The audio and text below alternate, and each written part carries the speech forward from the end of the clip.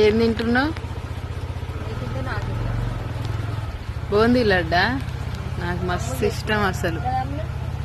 ఏదమ్ములు అయ్యో నాకు బూందీ లడ్డు అంటే ఇష్టం.